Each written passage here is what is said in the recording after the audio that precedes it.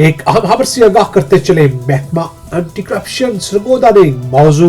टंगोवाली में 2 करोड़ रुपए की 45 किनाल सरकारी अराजी कब्जा माफिया से वागुजार करवा ली है।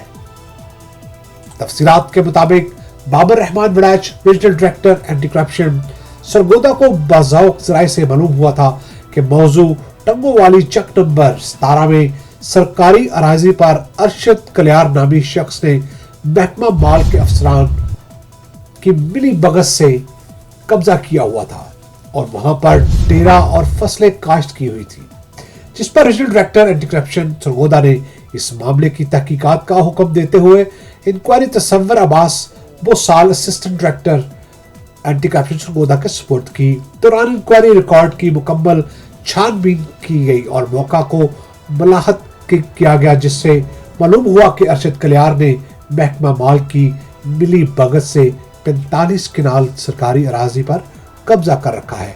उस पर फसलें भी काश्त कर रहा है, जिस पर regional director anti corruption Sargodha ने तसव्वुर अब्बास बोसाल